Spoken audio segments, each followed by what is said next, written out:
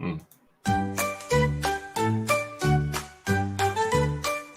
In a little town where things aren't what they seem, there lived a girl named Jodi with a tricky little scheme. She went to the courtroom where she told a little lie, but the truth came out. Oh my, it wasn't ninjas or pirates, as she tried to claim. Jodi was the culprit, she was the one to blame. But in this silly town, where mischief's all around, Jodi's little tale became quite renowned. It's Jodi Day, it's Jodi Arias Day. Come along and join us in our playful little play. But remember, my friends, that the truth will always win in this town of make-believe, where the fun begins.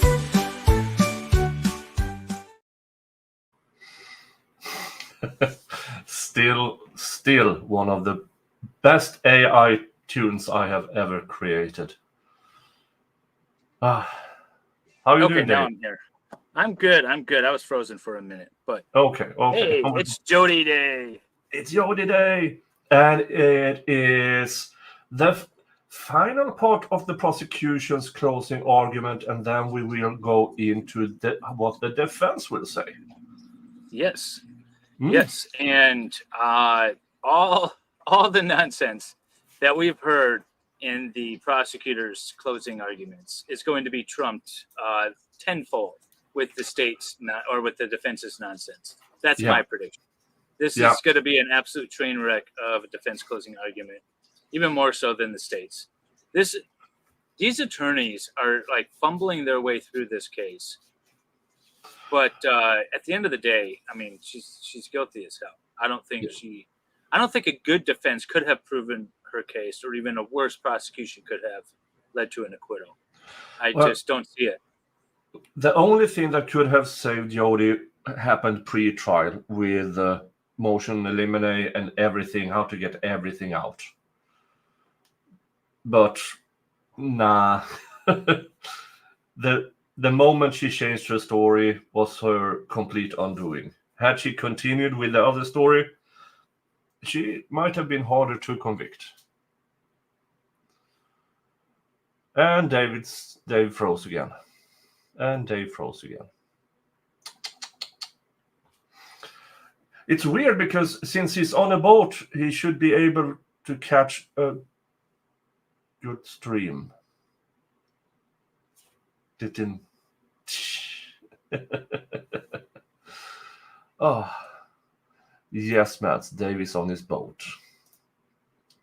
And I have the sun beaming from this end because I still haven't gotten to put up the shades. But hey, we're not here entirely for me and Dave. We are here for this. Okay, I think we're good now. I think we're good. Just in time. Yeah, the radio waves aren't working for Dave. That's exactly the issue. It's a bad stream. Oh, Oh, now we're good. Now we're good. We've made adjustments. yeah. Okay. The trial is still going. Yes, it's still going. We got closing arguments. This is probably the second to last stream because Dave is traveling, and then I'm going to the United States August 7th. Yeah, So- we're both going to be traveling. Next week I'll be in Colorado, then I'll be in DC, then I'll be in Denmark, all while Nick is coming to the US. And then we will reconvene. What did we say? We're going to do a special Friday stream for our final stream. Yeah, Which it has to be on is- Friday because I fly back on Saturday the 24th. So it will be It's hard going to to- be 4 weeks. We're going to be off. Yeah. 4 weeks. We're going to miss all of August. We'll be back for our final stream when Nick and I are together in real life on the 23rd of August. Yep. Yay. Yay, it'll be a good time. Well, that just give me a lot of time to fix the treehouse. I got to get going on that. Yeah, I mean the reinforcement and stuff. Yes. I got the 6x6s ready to go to support underneath the floor. You know. But last 20 minutes of state's final words until the rebuttal. And then we go into defense case closing statement.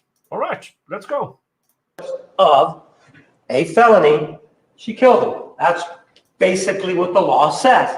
And if you find that, that's the end of the inquiry. You don't consider lesser included offenses. Premeditated murder does have these lesser offenses. But in terms of the tabulation that takes place at the end, for example, 9 of you could find that this was premeditated murder, 3 of you could find that this was felony murder, and it's still first-degree murder. You do not have to be unanimous as to the theory involving the murder. Or you could be 6 and 6, or it could be 12 for premeditated murder and 12 for felony murder. It's still only one charge. You do not have to be unanimous as to the theory of the crime. And let's talk about premeditated murder. Well, it requires that it be proven that the defendant caused the death of another person. Well, exhibit number 207, he's dead. That element is proven. Well, the defendant intended or knew that she would cause the death of another person. That's also proven. One of the things that we know in this particular case is that, amongst other things, she slit his throat, she stabbed him in the heart, and we also know that she shot him. There are 3 different ways that she killed him. So did she intend? Sure. Did she know? Absolutely knew. Remember, I was talking about how directed it was to the throat. If you do that, then you know, anybody knows, that if you do that to the neck, you're going to kill somebody. So she both intended it or knew. In other words, it could be either or. In this case, she knew and also intended it based on what we see in this particular case. So those elements are satisfied in this case. There is no doubt about that those 2 elements are satisfied. Now, the issue is whether or not she acted with premeditation.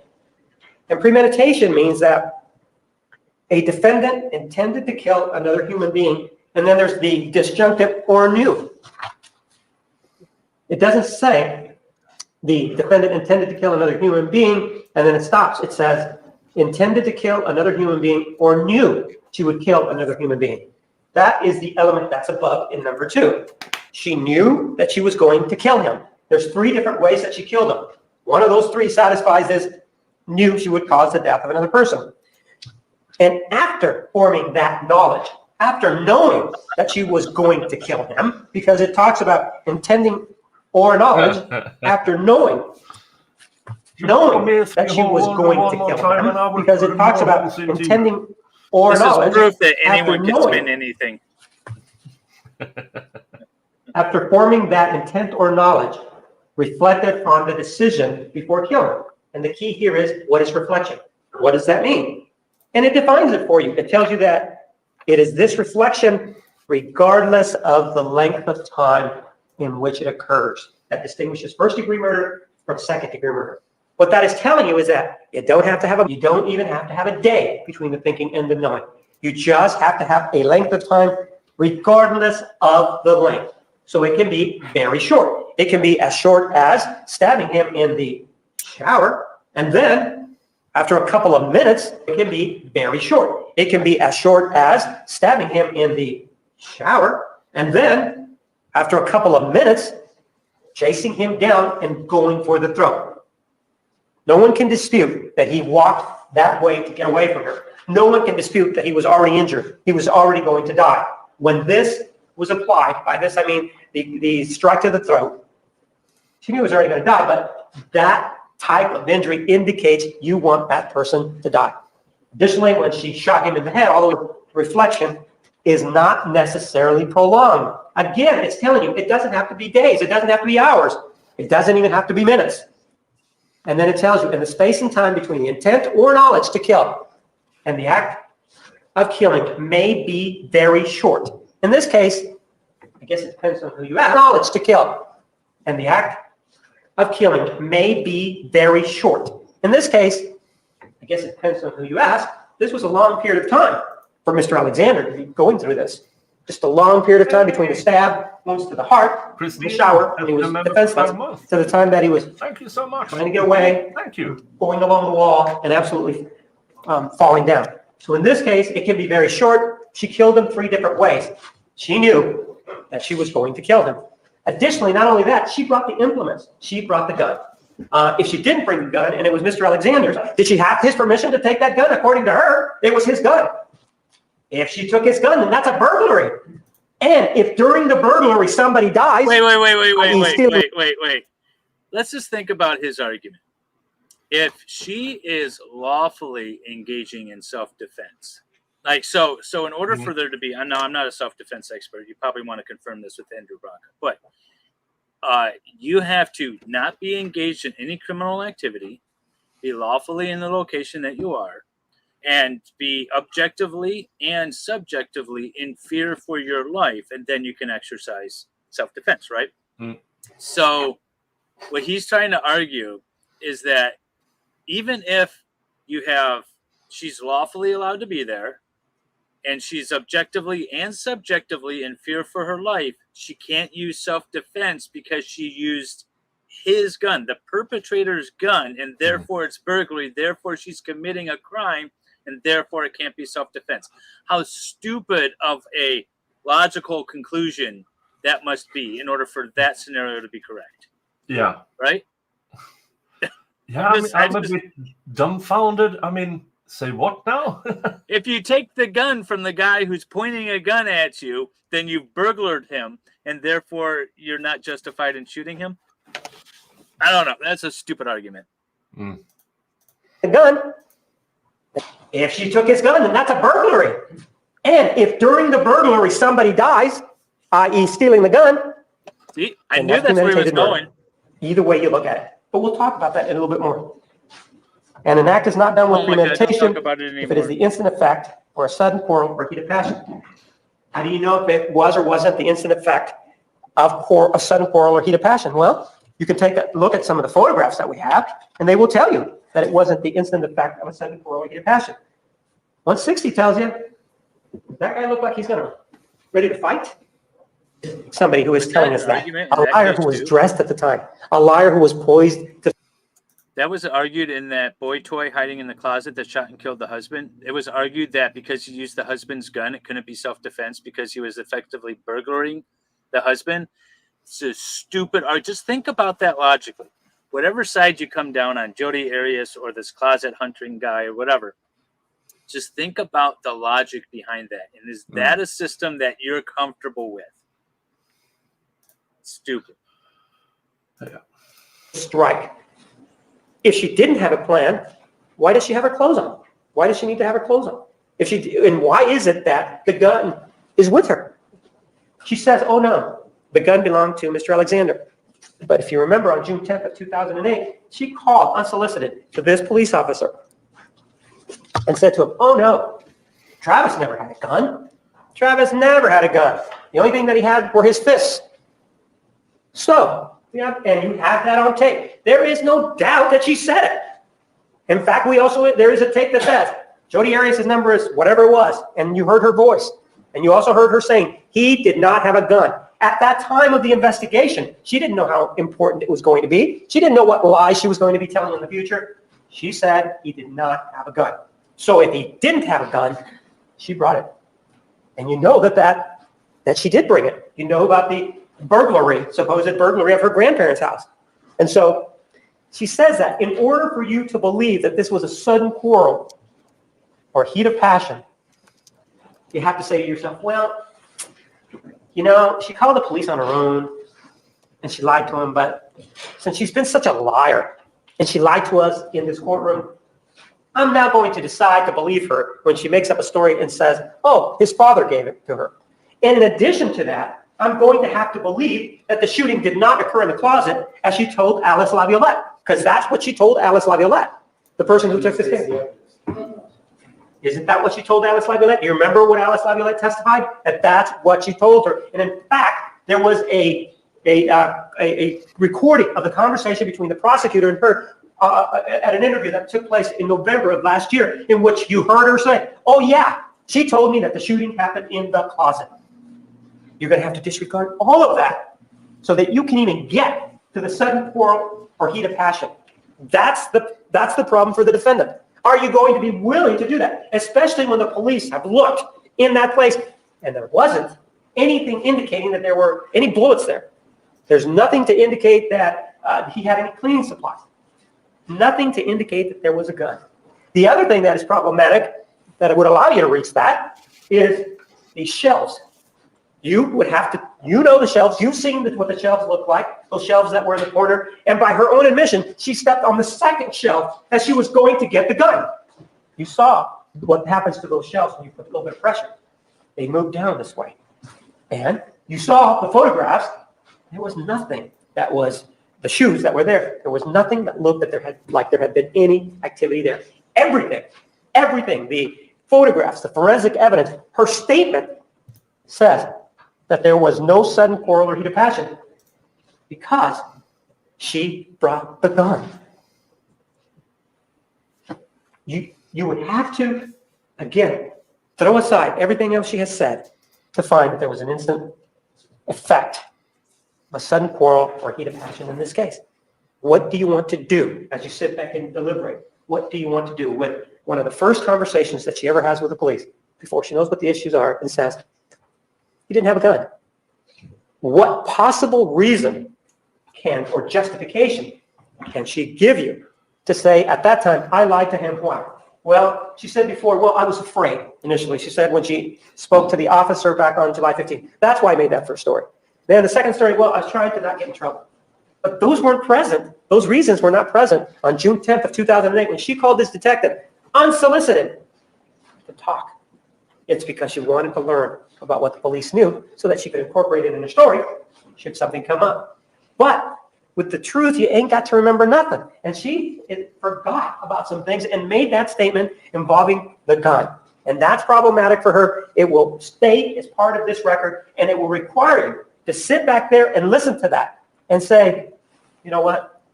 She was lying there instead of telling the truth there. And that would require you to disregard the fact that a .25 caliber handgun was taken during a supposed burglary of her grandparents' house. And that was the gun that was used to kill her. The issue of the gun will not go away, especially since she said that he didn't have one, especially since she also indicated that there was a circuitous route through the closet, especially when she could have just walked out. The guy's naked. He's not going to run after her outside naked. And then indicating that she came through the closet, shoots him in the closet, according to some accounts, shoots him outside of the closet in the bathroom, and grabs a gun that she believes having wavelength issues again. He will return. He will return. believes is unloaded. If she believes the gun is unloaded, what is she going to do with it? Throw it at him? Why stand there with the gun if you know it's unloaded? None of it. Absolutely none of it is true. You could even be charitable and say it doesn't make sense. I'm not asking you to be charitable. It's an absolute lie of this issue about the gun. She said it, and she is wedded to it. I won't even discuss the lesser included offenses because of the issue involving the gun. She brought it herself.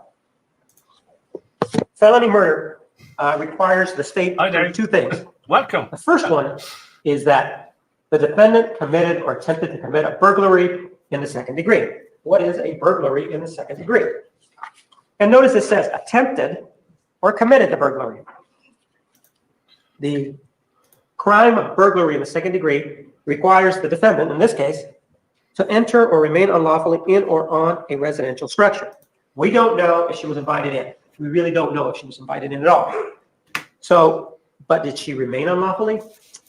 I think it's not a stretch to say that an individual who owns a home and is being stabbed to death, that the person that's doing the stabbing there no longer is entitled to remain lawfully in that house.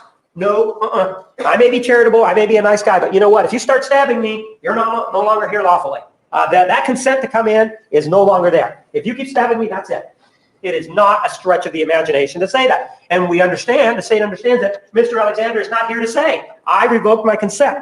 But if he's being stabbed, if he's having his throat slashed, and if he's being shot, it's not a stretch to say, based on circumstantial evidence, to say that she remained unlawfully. So she has remained there unlawfully. Yes, this guy is still... Is it a residential structure? It absolutely is. So that's his house. 6 more minutes. And she did so with the intent to commit any theft. Just tell me the judge tells them to set up. At some point, she stole the gun, according to her, or a felony therein. You can bet that stabbing somebody is a felony. So he doesn't want you to be there, and you're stabbing him, and you're killing him, that's a felony. So the elements of burglary have been satisfied. So we go back to the first crime, and it says the defendant committed or attempted to commit burglary in the second degree. Yes, she did accomplish the burglary. So that element is satisfied. Number two, in the course and furtherance of committing this burglary that we know that she committed, I would not be able to find her guilty of immediate flight from second it. degree In murder. other words, she took off and she took his gun. So that's Not the felony theft murder, right there. no way. And as part of that, even if it wasn't her fault, the defendant caused the death of another person. If you are committing, This states the law. Overruled. the defendant caused the death of another person, and she did cause the death of Mr. Alexander during this burglary. She took off, and she took off with his gun after stabbing him. So she has committed murder in the first degree under both theories. It isn't just one theory that she has committed this crime under. And so now you're left with the decision that you have to make. The one admonition that I leave you with is that these jury instructions are not advisory. They are Hi, Dave. mandatory. And it's a situation where you go back there and you read them. And as you sit back and you decide this case and you attempt to reconcile the lies with what actually happened, keep in mind that the defendant has attempted to manipulate you, has attempted to paint a picture for you. For example, something like this. This is what she wants you to believe. Something like that. There's Mr. Alexander and her. That's what she wants you to think. That's what the feeling that she wants you to have. But actually, reality is this. That's really what we're talking about in this case. It's his back. That is Shows throat. another You've seen his throat already. And that's really the reality in this case. And as you consider this case, and as you ponder your decision, one of the things that I want you to consider that is symbolic of this whole case is that this issue involving the gas can. What she wants you to do, because you know it's a lie, what she wants you to do is disregard it. But symbolically speaking, when she asks you to disregard it, what she wants you to do is she wants you to carry those gas cans for her. She wants you to help her fill them with gas. That's what she wants you to do, symbolically speaking. What the state is asking you to do is to not leave this courtroom filled with a stench of gasoline on your hands. That's what we are asking you to do, That is because What is Horrible analogy. it's not true. But she's already talked to you about these gas cans. That's a horrible analogy. That makes no sense to me. I don't know what he's talking about. He's trying to be clever and talking rhymes and riddles and analogies, and it's really bad. It's all over the place. He won because the case against Jodi, the facts against Jodi were that bad. He didn't win because of his oration skills. No. It's not true that she returned them, but she's asking you to help her. She's asking you symbolically, help her by carrying them out and taking those cans with you. What the state is asking you to do is your duty. And the judge has indicated that your duty is to follow the law as she's given it to you and apply it to the facts. And in asking that, the state is asking you that you return a verdict of guilty, and that you return a verdict of guilty as to first-degree murder, not only as premeditated murder, but also as to felony murder. For no other reason that it's your duty and the facts and the law support it. Thank you. For no other reason that I want to. It's not All right, felony ladies and murder. gentlemen, we were here late last evening. All right, folks. That was the state's closing argument. That was painful. That's what that is. Painful. That was 3.5 hours. That could have been said in half an hour. Well, I'll give him 45 minutes. I'll give him 45 minutes. I'll give him 1/6 of the time he wasted. Wait, 3.5 hours? I'll give him 1/4 of the time he wasted. All That's right. lawyer math for y'all. Yeah. Now,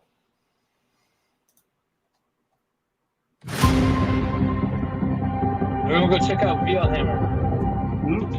Defense closing argument. Who will Please it be be? seated. The record will show the presence of the jury, the defendant, and all Get it. counsel. Mr. Nermi, you may give your closing argument.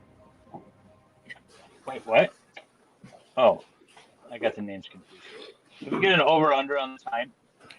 I say 30 seconds. Everything that guy said is Fear. bullshit when he sits back down. Love, sex, lies, and dirty little secrets. These aspects of the human condition may not be universal, but they were. And each one of these aspects of the human condition played a prominent role in the relationship that Jodi Arias shared with Travis Alexander. The relationship that began in the fall of 2006 when Mr. Alexander met Jodi Arias at a prepaid legal convention in Las Vegas. And the relationship that ended tragically on June 4th, 2008.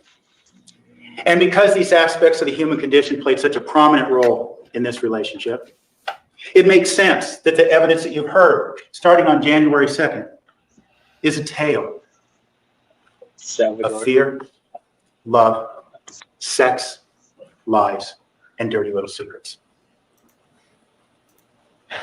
Now, ladies and gentlemen, one of the other things we told you at the beginning of this trial was that ultimately your job would be to determine one thing. Nick, can we go back and retitle our streams instead of the Jodi Arias trial? Your job will be to determine what happened. Yes. You were read some jury instructions yesterday that you were the finder of fact. What happened? What happened in the minutes in time between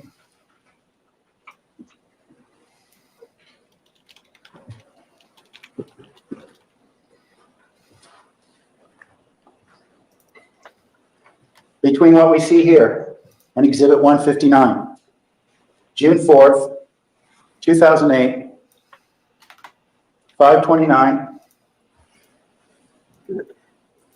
and 20 seconds. What happened between what we see in this photograph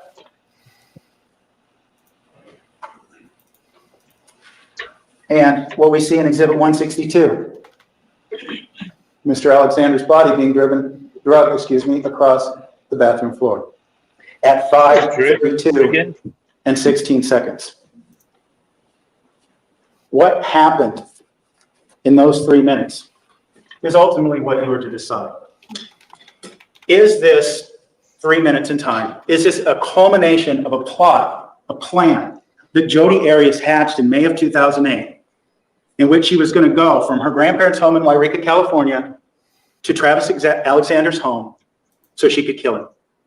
Was it what the state said it was yesterday? Was it this plan?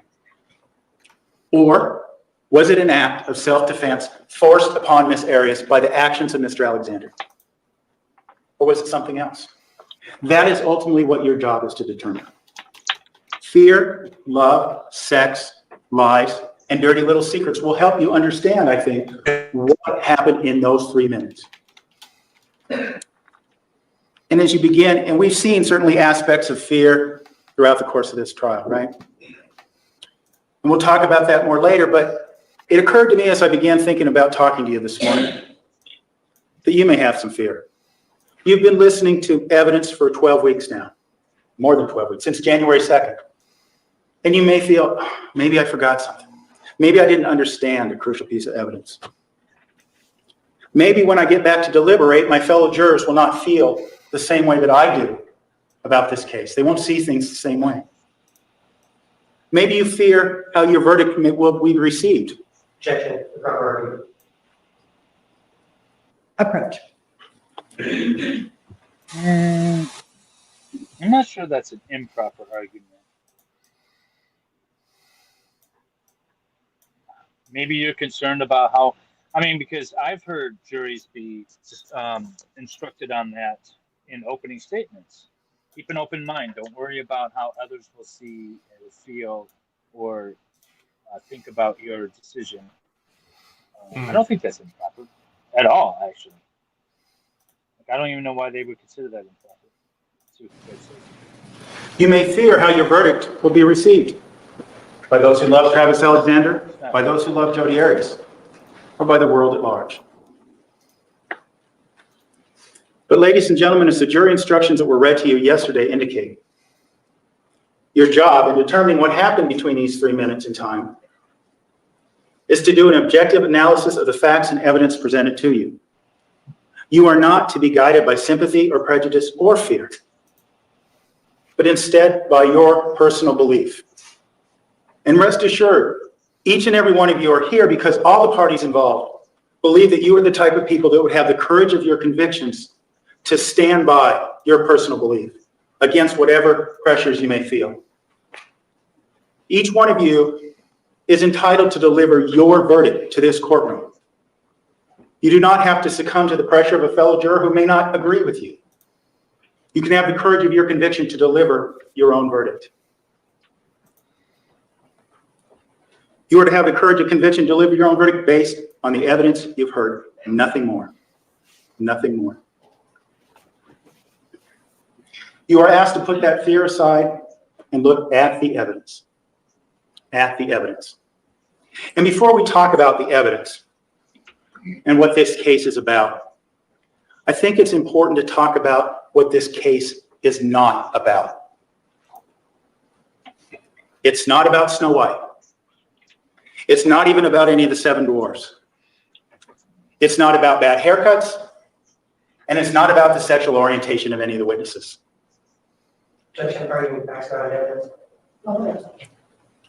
It's not even about whether or not you like Jodi Arias.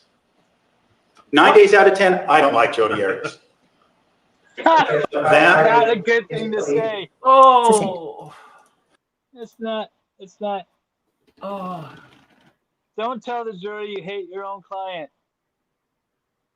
Don't tell the jury you hate your own client. He should have, if he wasn't, reprimanded by the bar for that comment. That I don't know that he was. I don't know if that was ever brought up. But that is a horrible thing to say to the jury. Oh.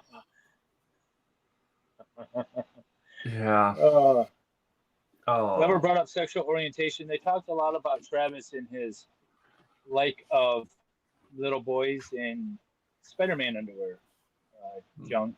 That was a lot of Jodi's testimony. So since it would be a boy, see, we have 2 genders. And when you have 2 people with the same gender, that's a different attracted orientation than what is generally thought of. We can have a whole conversation about this generally. But no, don't say that about your client. That was bad. That was so bad. Yes. Please directed to disregard the last statement. But that doesn't matter. Your liking her or not liking her does not objectively assess the evidence. And you know what, ladies and gentlemen? It's not even about her sitting before the cameras of Inside Edition and saying that no jury will convict her. It's not about that. It's about the evidence. What happened? What happened between what we see in Exhibit 159 and what we see in Exhibit 162? Well, I guess you know there's one more thing this case isn't about. Remember we heard the charge of felony murder yesterday in the state making an argument that was incomprehensible?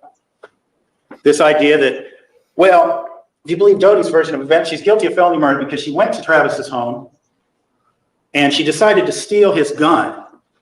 And in the course of trying to steal his gun, she shot him. She went there, they had sex, they did all these things. Then she decided she wanted his gun and decided to take it and wanted it so bad that she was willing to kill him. That's the theory of felony murder they have put forward. That shows a little fear, and we'll talk about some of the fear that the state has demonstrated throughout this case. But that's just some of it, right? We also heard this idea that, well, she was unwelcome once she put the weapon upon him and she was there to commit a burglary or another felony. There's no other felony, ladies and gentlemen. There's nothing. It's silly. It's fearful. That charge is there out of fear. It makes no sense. Under any scenario, does that make any sense? Either she was there to kill him because the state said, hey, this is a plot that began in May. Either she was there to kill him or she wasn't. And that's ultimately what we're here to determine. Now, what is this case about? Well, as we just spoke of and just mentioned, yesterday, the state says to you that in May of 2008, Jodi Arias came up with a plan. Now, they pointed to a couple different days yesterday. Pointed to May 19th, the day that Miss Arias had a conversation with Miss Housley that she was fearful, or excuse me, that Mr. Alexander was fearful of Jodi.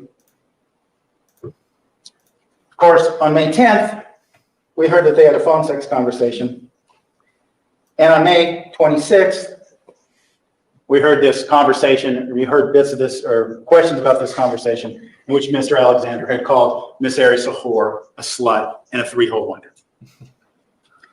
And the state theorizes at some point in time here in late May, I guess, Jodi Arias decides that Travis Alexander, what we heard yesterday was that he had finally decided to end the relationship and she couldn't deal with it. Well, let's start there. Because what you're going to see as it relates to this so-called plan is it doesn't make any sense. It makes no sense at all. And the first place it doesn't make any sense is the very premise of why. Now, the state doesn't have to prove motive, but they've come up with this motive so we can discuss it. Why? Because she couldn't live without Travis Alexander.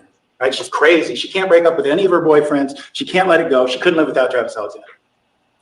All right, that's the theory. That's the motivation. That's why she starts this plan into action. Except for the fact that, remember, in May of 2008, she had moved back to Wairika, California to get away from Travis Alexander. To get away. She didn't want to be around him anymore. She talked in her journals about how the cloud had lifted, right? These journals that were later argued to be incomplete. We'll talk about that more later. There's no rules of journaling, but the state has submitted that to you, so we'll discuss it. But the point of fact is, she moved away. This girl is supposedly obsessed, moves away. They still talk on the phone, but she moved away. What else is she doing? We heard evidence that she had an account on LDS Linka, a Mormon dating site. She was a young Mormon woman in her mid-20s, much like probably a lot of the people on that website, who was looking for someone who shared their philosophical beliefs. I think mid-20s is quite old for the Mormon church. You're supposed to be married and have 12 kids by then. Yeah, I know. That's the whole thing about he's a good and dutiful Mormon, but yeah, he's so old and he's actively trying to seek a Mormon woman in the Mormon groups, but he's fairly old. And I think that's one of the things that some of the ladies said they had a problem with not in the trial, but in ancillary readings that I've been doing. Now, the state has tried to cast aspersions on that, but ultimately, a lot of people use these sites, and Jodi was using them. She wasn't so locked in on Travis that she wasn't looking for other men. And then we met one of those other guys, right? Ryan Burns. He sat there right before you. She began conversating with him. Phone, text messages, and they had planned to meet. She was interested in moving past Travis Alexander. So this whole idea to begin with of why this plan was put into place. This plan would have been masterminded, right, in May of 2008. Because for this very reason. And the reason doesn't make any sense. Okay. What next doesn't make sense? Well, the state tells you that in order to effectuate this plan she's conjured up to kill Travis Alexander. But once this plan is conjured up, what does she need? She needs a way to shoot him, right? Way to kill him. So the state says she orchestrated a theft of a gun. Now, in Exhibit 325, we see this so-called gun cabinet, this impenetrable force. We also see this in 326, the same gun cabinet. Now, I would say to you, ladies and gentlemen, first of all, that if she wanted a weapon and this is the weapon she wanted, for whatever reason, keep in mind this is a 25 caliber gun, a very weak gun. But if she wanted this weapon, Not according to some anti-gun lobbyists, then a 25 is sufficient to kill deer.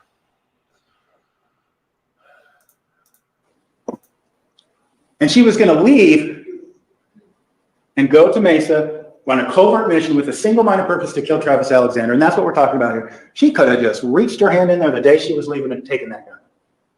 We never know whether it would be discovered missing or not. There would be no police report. There would be no evidence. Nothing. The other thing is, what we heard is that Jodi, when she was in Wairika, she didn't live with her parents, but they were there.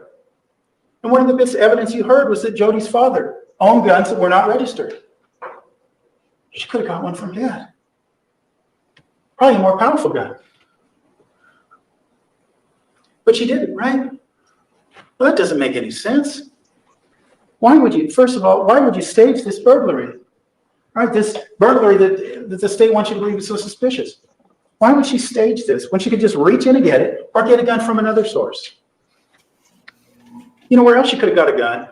We heard about Matt McCartney, the friend that wouldn't betray her as the state tried to portray so much in the cross-examination of Jodi Arias. He had guns too. She stopped in Monterey, but no, he didn't get a gun there either. Would have been untraced, would have been no sign of it. But under this concocted theory that she orchestrated this theft, she breaks in herself, steals money, a DVD player, and this .22 caliber gun. And it creates a police report and it creates a trail. Would that be a choice? And keep in mind, the state conceded yesterday that Jodi Arias is a smart woman.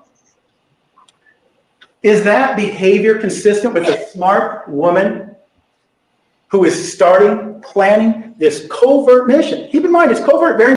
Should we ask Andrew Branca if that is the thing for a smart woman to do?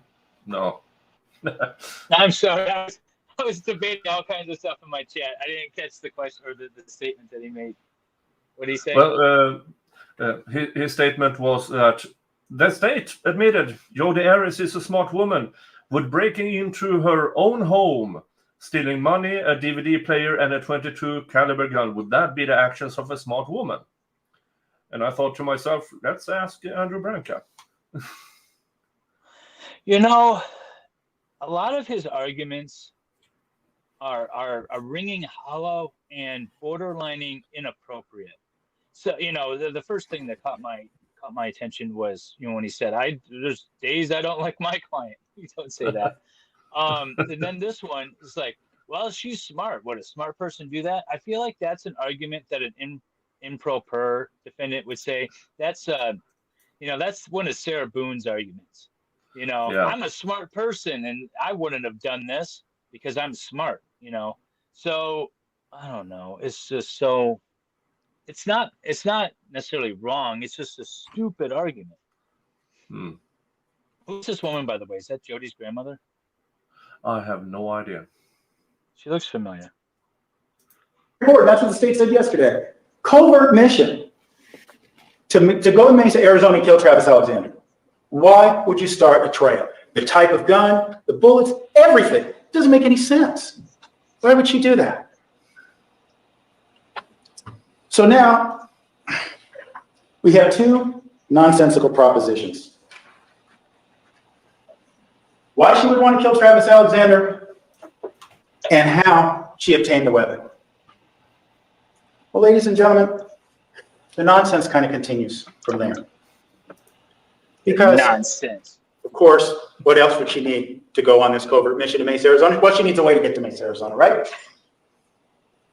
Well, we heard one thing. She owned a car. Could have drove it to Mesa, Arizona. Now we heard that maybe it wasn't in the best mechanical shape. And as the state could theorize, maybe it would have been recognized. All right? Okay. So she's in Wairika, California. She needs a car. Of course, who's up in Wairika, California? Again, her mother, her father, her sister, and her grandparents. All with cars. She could have exchanged cars. She could have come up with some reason. I'm going on a road trip. Can I take your car? None of it. None of those actions would have caused there to be any sort of paper trail, right? You borrow your mom's car, you go on a long trip, no paper trail. You borrow your dad's car. That would have been one of my arguments as if I prosecuted. She had options. She had her mother's car, her father's car, her sister's car, but she chose not to. She chose a rental car because she didn't want them, whatevers. I would object. Yeah. Because I don't remember the testimony specifically. I don't think that came up in cross-examination of Jodi. No. But let's assume that that's true. Yeah. If it did come up in cross-examination, as a defense attorney, I would have questioned and maybe have called the rebuttal witnesses to say, like, we didn't let Jodi use the car, or we couldn't have let Jodi use the car because we needed it, or something along those lines. I probably would have called the rebuttal witness, but I don't think that was brought up. No. And therefore, it is arguing facts that were not in evidence. So, but there's no objection. So it is what it is. Car, you go on a long trip, no paper trail. Those people, those same people, mother, father, they also could have rented a car for Jodi Arias, right?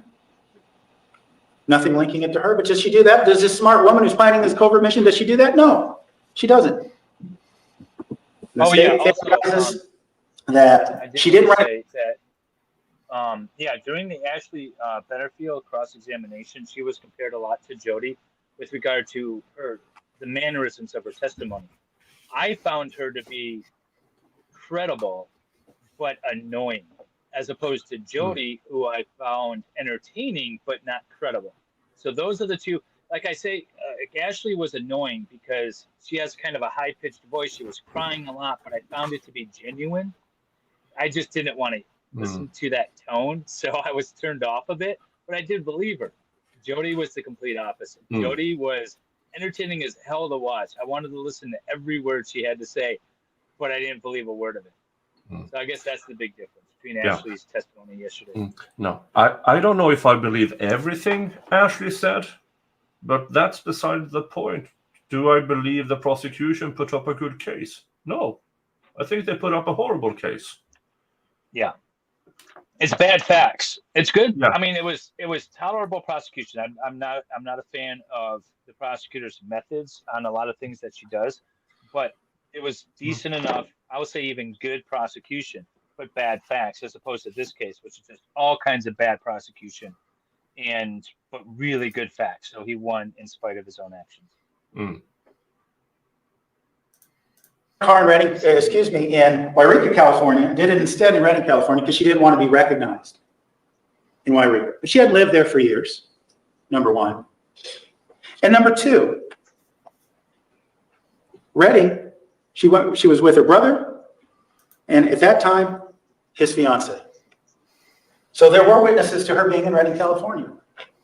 And the other issue is this choice she made to rent the car at Redding, as if it would somehow be covert that way. No one will recognize me. That's the theory, right? No one will recognize me. No one will know. But what does she have to do? You don't go to Budget, rent a car, plop down a couple $100s, and drive off with their car.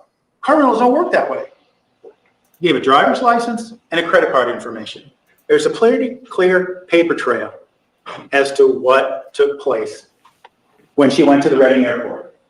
And keep in mind, too, I think that's important. She went to an airport. An airport with security cameras and security all around. An airport, not some rental car agency on the outskirts of town, right? An airport. Doesn't make any sense if you're on a covert mission. Now,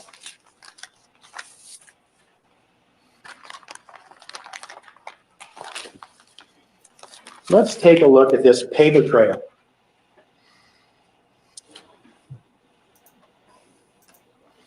What does Miss Arias do to get this car, right? Exhibit 235, there's various receipts. She puts her initials. She signs her name. Paper trail. Not very covert so far. Not at all.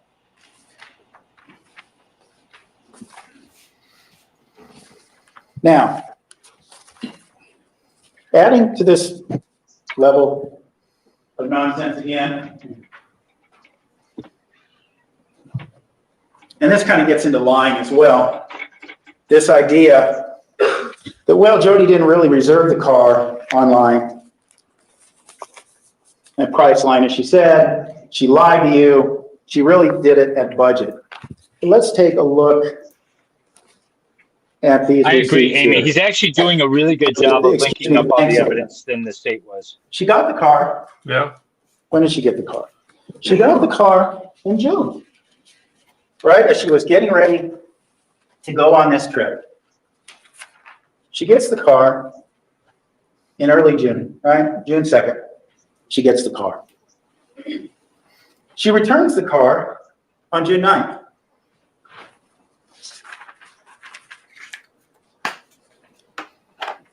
June 9th, 2008. We were shown yesterday what is exhibit 523. And we see the charge there for the car rental. Budget rent car, right? Whoops. Yep, budget rent car. Now the state says, well, look at here, you see, there was a Priceline charge for airfare and that happened right away, and therefore she's lying. But let's face the facts here.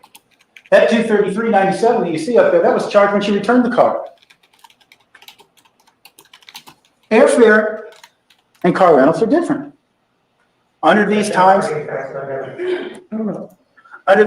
know that when we purchase airfare, you have your common experience. You've rented a car or purchased airfare. You realize that, well, you do that. When you buy a plane ticket, you have to give all your identifying information and you pay for it. When you rent a car, oftentimes you reserve a car and pay for it when you're done. You put a deposit down on a credit card, you pay for it when it's done. That's when she paid for it. Now, the state has tried to argue that that's a lie. That Ms. Arias is lying. She didn't use Priceline. Those people at Priceline aren't getting their money, right? And this is certainly one thing the state has done as it relates to lies. Jodi Arias has made some lies about what happened. So then, why not just pile on? Set up a house of cards and a scenario where they say Jodi's lying and knock it down. But here's the thing. She wasn't lying. There's no evidence that she was lying. We don't know what kind of arrangement budget Priceline has. Mr. Colombo, he didn't tell you what kind of arrangement they have. He didn't know. So she rents this car. And Mr. Colombo says when she rented the car, her hair was blonde. And we had some discussions of hair color. But it wasn't, right? We saw the pictures. Mr. Colombo saw her driver's license. Jodi Arias had blonde hair. And she had her driver's license picture. But you saw pictures, right? We saw a picture 413, excuse me, exhibit 413, taken on May 10th, 2008. And no one tried to have an expert testify and say this is a certain color. You can use you can look at it. You can look at your own judgment. We may have different shades of brown. We have exhibit 414. And exhibit 414 was taken on May 15th. Jodi and her parents' dog, May 15th. You judge for yourself. May 17th, exhibit 415. Judge for yourself. Is that some sort of bright blonde hair? Okay. What else is at the car rental agency? We have this issue. Jodi wanted a white car instead of a red car, because the red car would draw the cops' attention. Well, some of us have heard that myth as it relates to speeding tickets. Maybe it's a myth, maybe it's not.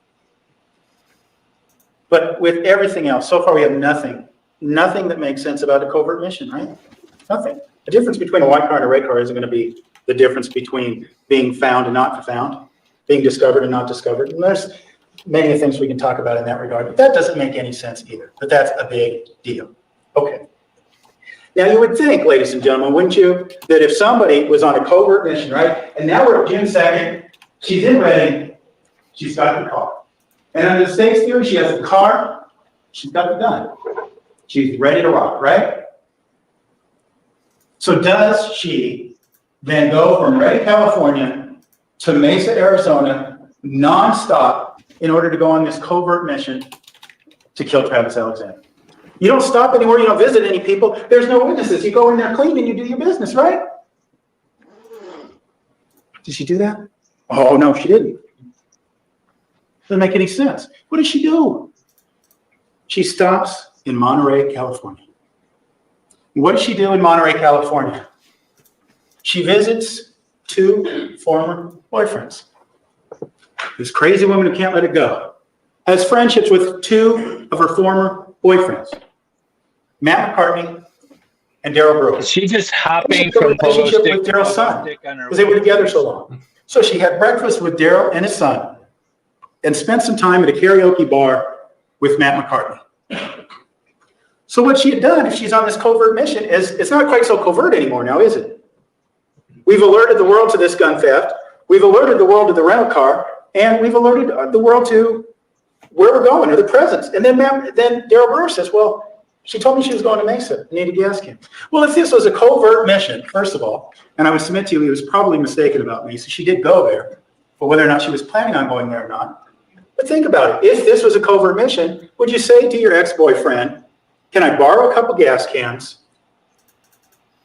and I'm going to Mesa? Doesn't make any sense. So the nonsensical nature of the state's theory continues all the way to Monterey, California. She does borrow gas cans from Daryl. But then again, that doesn't make any sense either, right? You're on this covert mission. You can buy gas cans and no one will be the wiser, right?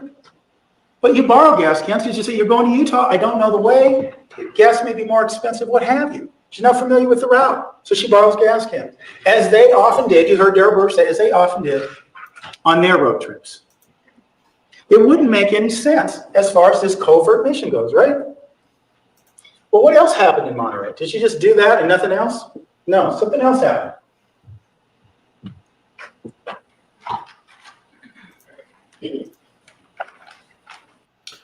Yeah, Amy is absolutely correct.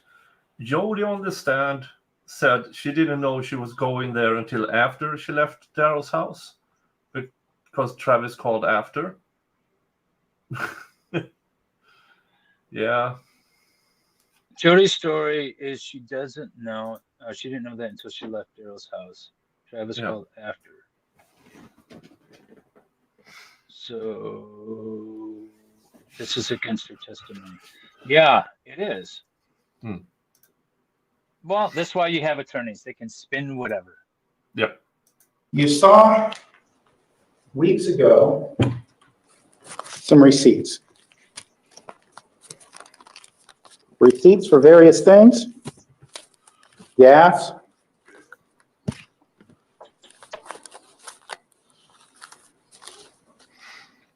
Gas cans.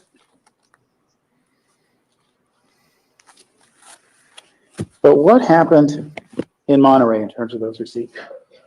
Now again, we're on this covert mission, right? We don't want to be detected. Don't want to be detected. What does she do? She goes to the bank. Remember now, she has 2 different accounts.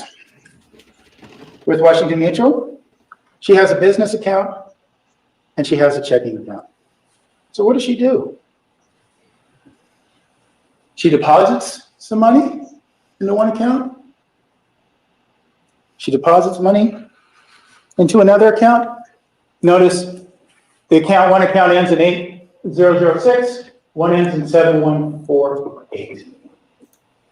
She deposits $400 in one, $300 in the other.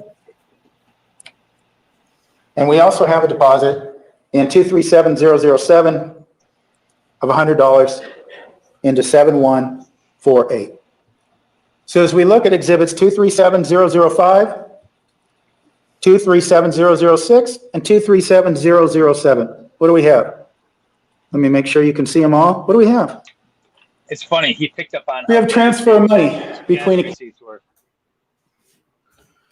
Hmm. If you recall, when we first started this trial, I read through the prosecutor's book on convicting Jodi Arias. And one of the things he mentioned is that he kept the gas receipts close to his chest. He did the math himself. He didn't even tell his investigator about it. And then he questioned his investigator about it and had his investigator do the math on the stand. That was the first time because he didn't want to give Jodi's defense a heads up on that. And you can tell that that really rattled the defense because now he's going over it and pouring through it. He's had this stuff for months. He never mentioned it until after the examination of the gas receipts on the state's case in chief. And the prosecutor seems to think that this was the thing that really clinched the conviction. I'm not sure about that. I think there was a lot of other stuff that really clinched the conviction, but it's interesting that he's picking up on this and he's going to go through it now with his closing. He's going to try to argue away and explain all the gas that was purchased when it's not possible that her vehicle and the gas cans could have held this. Counts, right? And well, Jodi Arias wasn't a rich woman in June of 2008. She had a balance in one account of $548, and she had a balance in another one of $207. I apologize. I thought it was going through the bank or the. So she's got what, $750, right? She's moved around. She said some of it was for business purposes, some of the trip was for personal purposes. That's why she moved some of this money around. Okay. Well, again, if you're on this covert mission, why do you do these banking transactions, right? Why do you do these banking transactions and leave a trail where you're at? And keep in mind, they're all in Monterey, right? Monterey. All in Monterey. She didn't do this back in Wairika. She didn't do this back on May 28th, did she? Remember, keep in mind, on May 28th, right here, this plan was in action. A gun was in her hands and she was working on the rest of it. She didn't pull out any cash, right? We saw, and we'll talk later as we go further on this journey, this trail. She didn't pull out a bunch of cash in late May or any time before she came. Because remember, she had enough, $750. She wanted to do this covert mission. She simply could have gone there without the need for gas cans. You know, when you buy gas with cash, you don't have to give your personal identifying information. We heard that makes sense, your own common sense and experience. And we also heard that from the lady who works for Tesoro. You pay with cash. There's no need for a receipt. They don't take identifying information. So she had this $750 or so, and she doesn't take it out. She could have put it in cash. She didn't do that. She wanted to buy gas cans covertly. What could she have done, right? She could have gone into Walmart or Target or wherever, bought gas cans, and walked right out, right? No one even the wiser. She wouldn't have a witness. She wouldn't have a witness who she borrowed gas cans from. But again, if you're on a covert mission, that doesn't make any sense to create this witness to save $20 or so. $12.96. The state said yesterday $12.96 is the price of premeditation. Well, $26 seems like a small price to pay to cover your tracks if this is what you're doing. Now, what does she do here, though? She does buy some gas cans, right? The next stop in this trip is we know that she stopped in Salinas, California. And looking at Exhibit 237-008. What does she do? She buys a gas can with cash. Now, keep in mind, ladies and gentlemen, the state says that this was done by this smart woman under the premise that she did the calculation that she needed another gas can to get into Mesa, Arizona without being detected. Of course, we know she had the money to buy gas without being detected, without there being a paper trail. She had that money in the bank, so that doesn't make any sense. But here's the other thing that doesn't make any sense. She buys this extra gas can, right? And here she is with this receipt. Well, I don't know about you, ladies and gentlemen, but I've never been to a Walmart that doesn't have a garbage can. Why wouldn't this smart woman, why wouldn't she just take this receipt and drop it right in the garbage. I don't want anyone to know I bought this gas can because I'm on a covert mission. Drop it in the garbage. She didn't do that, did she? It doesn't make any sense. Then there's this theory, this receipt has been bandied about. This is evidence that Jodi Arias lied to you, right? That's what the state said. She lied to you on the stand in the light of truth. And we'll talk about shining the light of truth on some people that have been involved in this trial later. But she doesn't throw it away. And she said she returned the item. Did she ever say she returned it to the exact Walmart? You can go back to your memory. She was in Pasadena. She was in different places. There's plenty of places where this happened. But the state says, oh, look, we checked all the registers at this Salinas, at this Walmart. Did they check the others? Do they know? Who knows? But again, set up a house of cards and knock it down and call her a liar. Because that's the basis we're going to use for our case. And look, ladies and gentlemen, if Jodi Arias were accused of the crime of lying, I could not stand before you in good conscience and say she's not guilty of that crime. But nowhere in your jury instructions, I don't like her. She's a liar. Jodi Arias of lying. There is no verdict form that you will have to say, is Jodi Arias guilty of the crime of lying or not? Well, of course she is, but there's no verdict form to that regard because that's not the crime she's being charged with. It's premeditated murder. That's the ultimate crime. Okay. Now, the other thing that happens in Salinas is the state made this comments about the license plate, right? This gang of skateboarders that need a screwdriver to be in the gang, right? That was the comment. That was the facetious nature of this theory. Jodi Arias told you, and there was all this discussion, all this cross-examination. How was the license plate leading? How was it? The front plate, everything else. What Jodi told you is that she saw the plate reflecting, she picked it up and she put it in her car because she thought it was her front license plate. There was no talk of the back license plate. No talk of it. Now, what the state brought forward to you yesterday seemed to be this theory that at some point in time, what Ms. Arias did to avoid detection was remove the license plate. Remove it. So she wouldn't be detected. Well, that doesn't make any sense. What would draw the eye of a law enforcement officer more than a car with a plate missing? Probably the next best thing that would draw the attention of a law enforcement officer would be a license plate that was upside down. Right? We heard about that. Officer Galletti from the West Jordan Police Department said, I noticed it because it was upside down and for no other reason. Doesn't make any sense that Jodi would put this plate upside down if she's on this covert mission. Remember, she's still trying to be undetected. She's trying. Everybody has a plan until they get punched in the face. Mike Tyson said that. And yeah, Jodi Arias' plans got disrupted. Yep. Yep. But then none of this makes sense. Like the fact that she rented a car, the fact that she bought the gas cans, claims she returned it. It's the guy testified that he went through the nationwide system of receipts and couldn't find the return anywhere. I mean, and then obviously she's being caught up in lies. And then to say, as her defense counsel, well, we know she lies. On top of, I don't like her anyways. On top of everything else, it's just bad. This is just so bad. Trying to go to Utah to set up her alibi. So that doesn't make any sense either. But let's back up the car, literally and figuratively, right? Because the next point of conduct that is important here is Pasadena. Miss Arias goes to Pasadena. And one of the things we see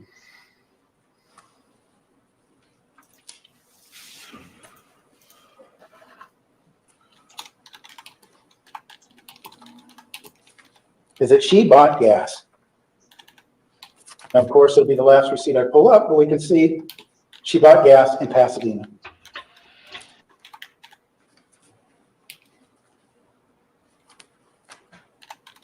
Here we go. Pasadena, California, she buys gas. Now that receipt is definitely faded over time. Let's see here. Exhibit 237.011 and 237.013 and 237.012. She buys gas. Okay. When did this gas purchase occur? June 3rd, 2008.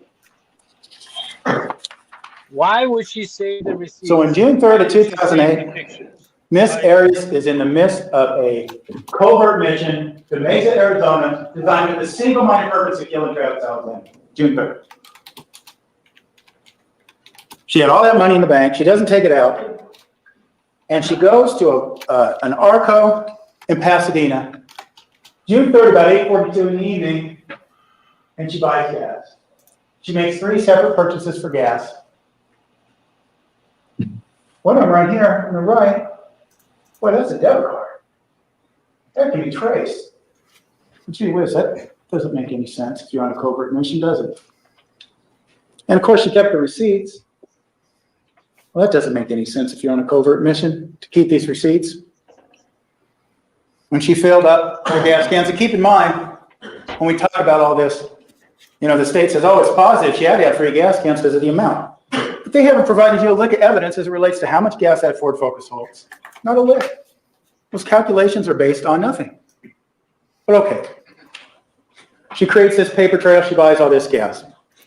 What else happened on June 3rd, 2008, that evening? Remember, something real important happened that evening. All right? She spoke with Ryan Burns, the man who she was going to go see in the Salt Lake City area. Now, keep in mind, in terms of lies, part of what the state has said is, you didn't know you were in Salt Lake? Well, you know, she was in some suburbs, that sort of thing. Call her a liar. She didn't know she was in Salt Lake. She was in West Jordan. She was in the suburb. She didn't know if she was in Salt Lake. Call her a liar. It's another example. But here she is. She's on the phone with Ryan Burns. And yesterday, keep in mind, yesterday the state says, Ryan Burns, no motive to lie. No motive to lie. And he talked to Jodi Arias that evening. Around 9:30, he said, and you recall me asking him, there was talk about when was Jodi expected up there? When was she going to be in the Salt Lake City area to West Jordan? About 12 hours. We talked and she said she'd be there in about 12 hours. That would have been about, you know, he said the conversation was around 9:30, 10 o'clock. That would have been about 10. He kept saying 10 or 11 the next morning.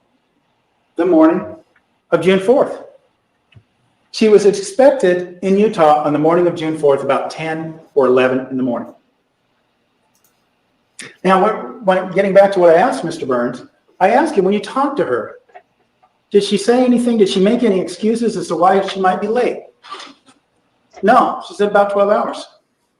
Well, ladies and gentlemen, wouldn't you think if someone was on a covert mission, and that covert mission was about 5.5 to 6 hours away from her current location, from Pasadena to Mesa, she was going to eat up 6 hours just getting there, right? Wouldn't you, and you know, there's this talk about Ryan Burns being her alibi, etc. Well, wouldn't you tell this person, you know what? I may stop at the Grand Canyon and take some pictures. I may stop somewhere else and take some pictures. I may decide to pull over and take a nap at a rest area. Set up an alibi. Get yourself to the point where you're not expected till, I don't know, 2, 3, 4 in the afternoon, right? She didn't do that. 12 hours. She's expected in Utah, in Salt Lake. 12 hours. Doesn't set up any sort of alibi. That doesn't make any sense. Okay.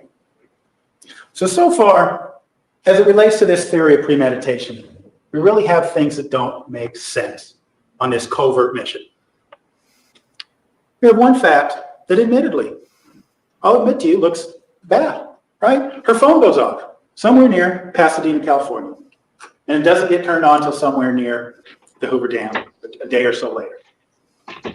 Okay, but that fact in and of itself, taken alone with all these other things that don't make any sense, could be seen as suspicious, but it's also probably the case that throughout the course of history of cell phones, that Jodi Arias would not be the first person to have a cell phone die on them and not have a charger available. She probably won't even be the last. But Now, remember, if your phone's not working, you're either being murdered or you're murdering. Yeah. These days, right? This is the start of it. Her phone's not working, so she must be murdering. Yeah, and that depends also what the prosecution wants to prove, because if they want to prove that you're that you are the murderer, Yeah. then Yeah. the phone being off means that you are the murderer. But Exactly. Otherwise, no, then it doesn't matter. And if you are in Canton, Mass, then all these celebrate, not really reliable. And if you're in Atlanta, Georgia, according to statements from Fannie Willis in her defense of where she was on all these nights, parked near Nathan Wade's home, no, you can't rely on that. That's unreliable. And then they will turn around and say that it's absolutely reliable in the next case when they want it to be reliable. Yep. We have her in Pasadena. We have her talking to Ryan Burns, not setting up an alibi. And you saw the call records that she was speaking with Travis Alexander. What happens next?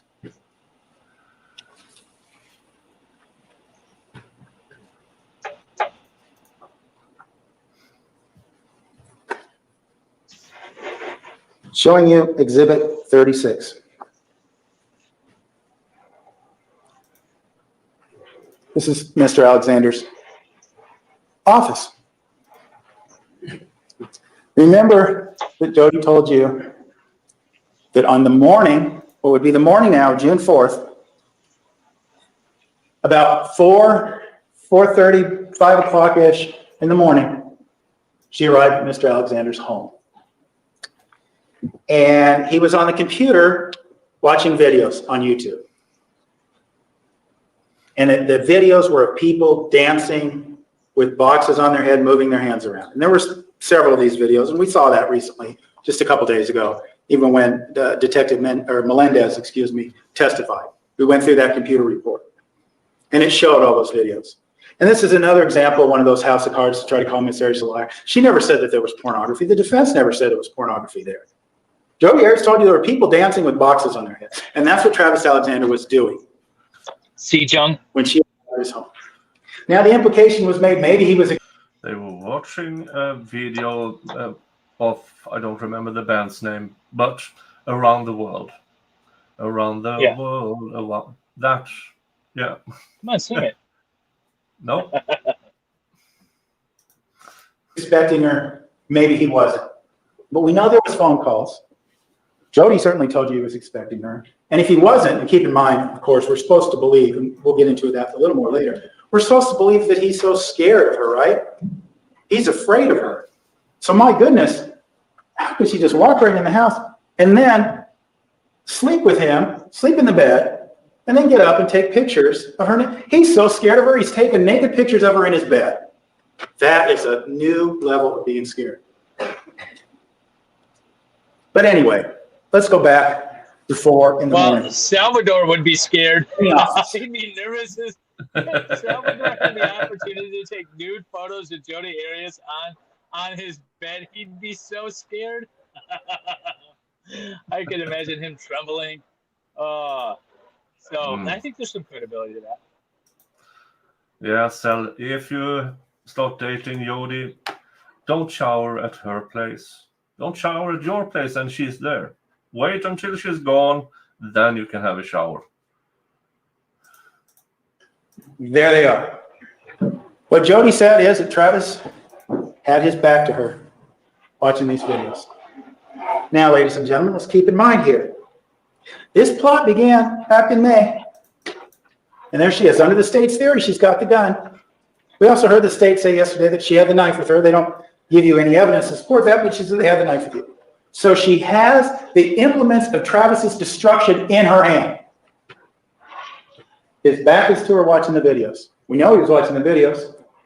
And we also know, right, that she's in Mesa, Arizona, and that she's expected in West Jordan, Utah, now about 6 to no more than 7 hours later.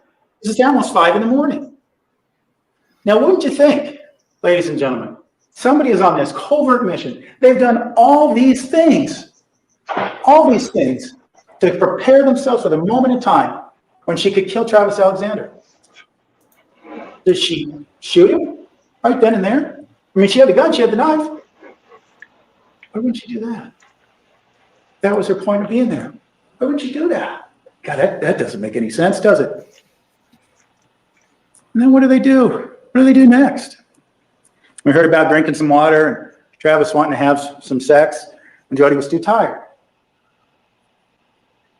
But what do? They go to sleep, and they wake up in the early afternoon. Now, I will admit there's no support for the idea that, there's no evidence that they slept. Nobody took pictures of them sleeping, et cetera. But it certainly makes sense. He was up till almost 5 in the morning. She had been driving all night. And we have pictures taken later that afternoon. Yes. The sexual rendezvous, right? Lots of At pictures. 1:30 in the afternoon. The theory, or the question arises under this theory that the state has perpetrated to you. They're in bed together sleeping. She's got the gun. She's got the knife. He's asleep. What better opportunity would somebody need? He's asleep. You put the gun to his head and you do it. You put the knife to his throat and you do it. If that's what you're there to do, isn't that what you do? No better time than when he's asleep. She doesn't do that. Okay. What next? Well, you heard Jodi tell you that they had sex that afternoon, that he was tied her to a bed, and that they took pictures. Well, we have evidence of those pictures, right? We have pictures of Jodi naked on the bed. It begs an important question. Keep in mind now, under the state's theory, Jodi is there to kill Travis Alexander. Why, if somebody is there to commit a murder, do you hang out and let the intended victim of this murder take pictures of you at what's going to soon to be a crime scene? Here I am at the crime scene. Go ahead and take pictures of me. No problem. No problem at all.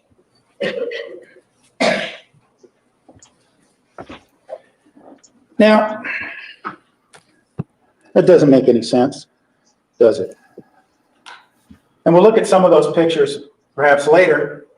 But keep in mind as well, in some of the pictures, this man is in utter fear of Miss Arias. Can't even see her head or her face. You can see the despondent look on her face in some of these pictures.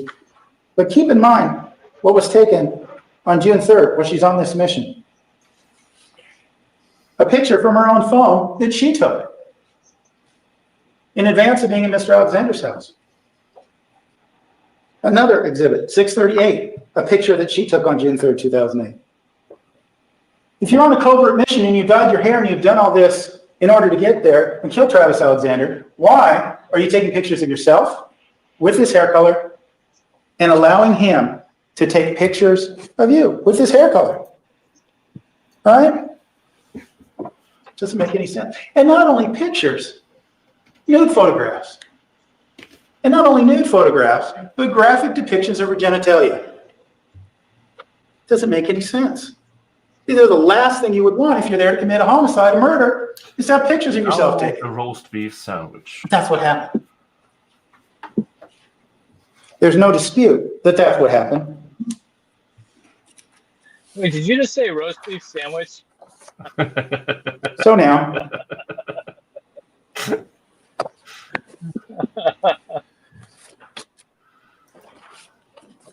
keep in mind, and I will just show you Exhibit 164. Keep in mind now, this photograph was taken at 1:42 and 53 seconds. Jodi Arias, nude, on the bed. You can see her face, and you can see the time. He wanted so bad to 1:42. show these pictures. And that's important, ladies and gentlemen, because keep in mind now, by 1:42 in the afternoon of June 4th, Miss Arias was due to be in Utah. Really already, right? 10 or 11 in the morning. Even if we cut it an hour or so for, lag time, resting, bathroom breaks, whatever, she's already due in Utah. And she lets this man tie her up. And this Utah is supposed to be her alibi, keep in mind. Tie her up to the bed, take nude photographs of her, and she doesn't shoot him and drive off and say, oh my goodness, I got lost or whatever, make up some excuse to lessen the hours.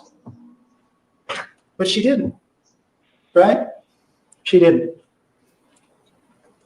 But this was the plan under the state's theory. This was the plan to kill him and get to Utah as an alibi, right? But what do we also know about what happened that day? We know I wonder that if Jodi Arias going.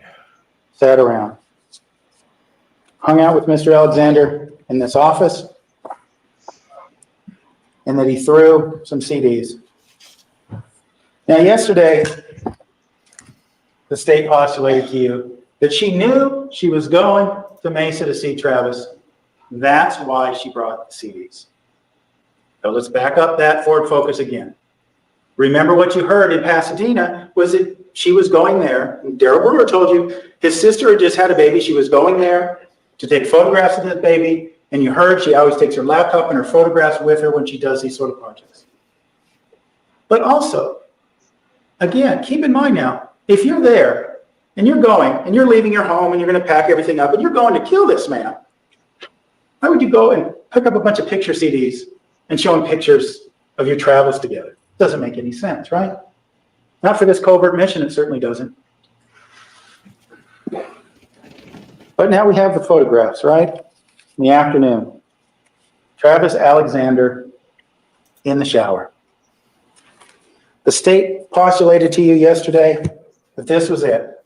That she had convinced Mr. Alexander to get in the shower. That they had had sex twice. She kind of wore him down so that he was naked and vulnerable in the shower so she could take her shot. Right? That was what we heard yesterday. That was the point. That was the plot of all this, right?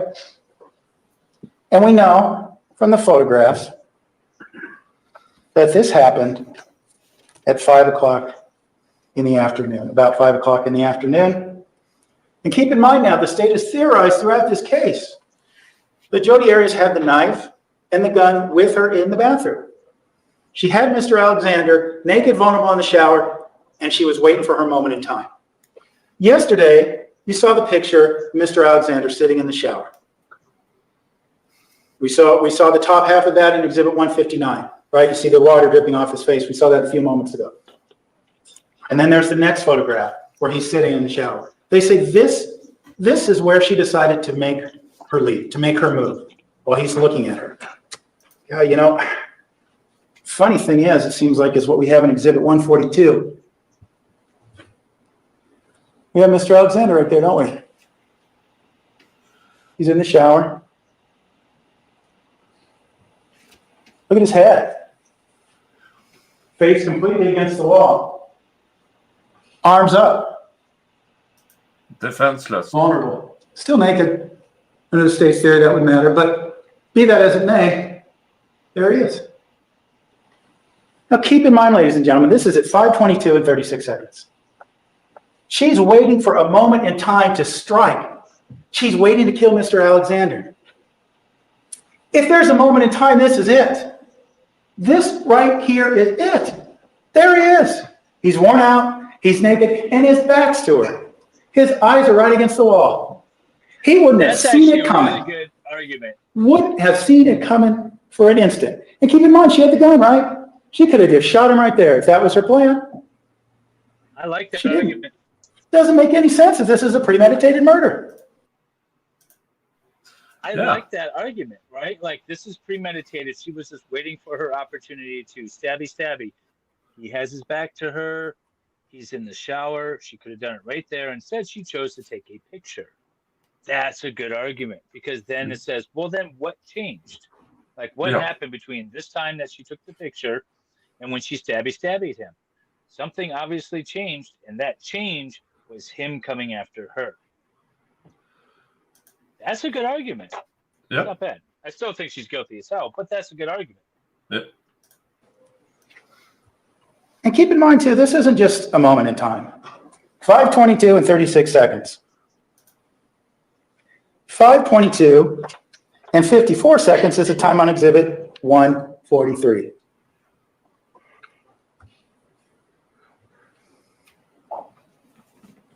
Ladies and gentlemen, it looks like it's coming in better on the screen to your side. But what do we have there? 5:22 and 54 seconds.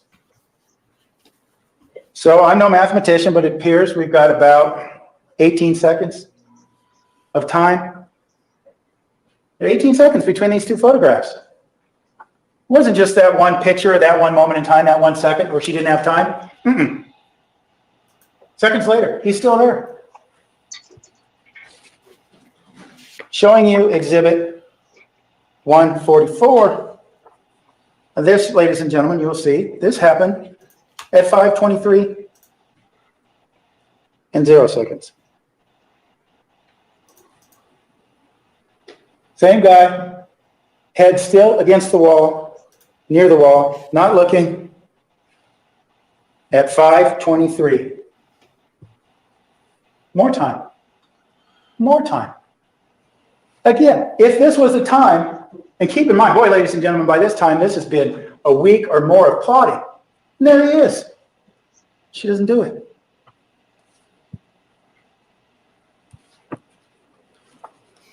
The saga continues with exhibit 153. Same guy, same shower. 5:26 and 56 seconds.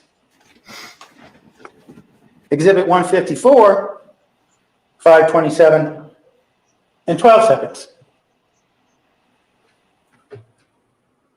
There we go, 5:27 and 12 seconds. Don't dwell on those pictures. You established. So, ladies and gentlemen, she had the opportunity. what you're being asked to believe. Yeah, I mean, he made his good point. There's no use on saying this much, because now he's also, meanwhile, while he's, even though he's making a decent argument, he's still connecting all the dots. He's making a timeline instead of confusing the timeline. Show that one picture, his back is turned. She could have had the opportunity. If this was premeditated, something changed. Be done with it. Don't go through the rest of the pictures. Don't go through the rest of the timeline. To show that she had the motive, opportunity, means potentially, according to the state, and she didn't do it. And that defeats the state's argument. Instead, he's going on and on with these pictures. When we look at these photographs in 142 and the last one at 154, what you're being asked to believe is that I hear it. 5:22 and 36 seconds, right? 5:27 and 12 seconds. Now, certainly we don't know. Maybe he made some other movements, that sort of thing during this time period, the other photographs. But there was 5 minutes in time where he was making these poses, right? 5 minutes in time. My goodness, going back to what I said before, wouldn't this be the moment? Wouldn't this be the pinnacle moment? The gotcha moment? No, it wasn't, because she didn't do it. She didn't do it there.